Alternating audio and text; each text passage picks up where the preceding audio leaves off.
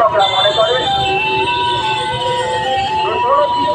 ভারতবর্ষের supreme court, ভারতবর্ষের supreme কোর্টের থেকে রায় বেরিয়েছে গত 3 তারিখ, তার মধ্যে দিয়ে শিক্ষকরা ন্যায় বিচার পায়নি। ধন্যবাদ।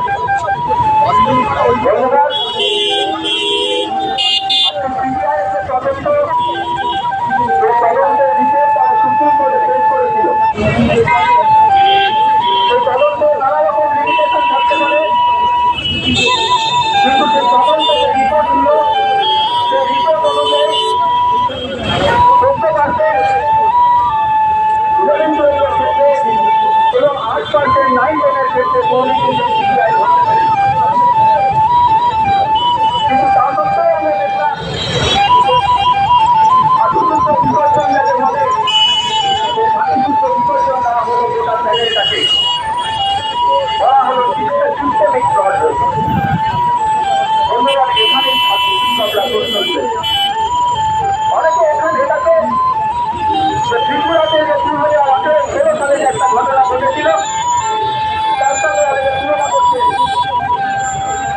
এরকম ত্রিপুরাতে এরকম ঘটনা নাকি আগেও ভারতবর্ষে ঘটেছে, আরো ভারতবর্ষের বিভিন্ন রাজ্যে ঘটেছে, কিন্তু না বন্ধু, পশ্চিমবঙ্গে যে ঘটনাটা ঘটেছে সেই ঘটনাটা নিজের একটি নজিরবিহীন ঘটনা।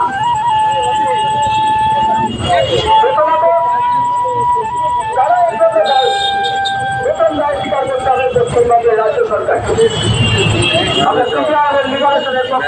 সত্যের আলো একদিন আসবে।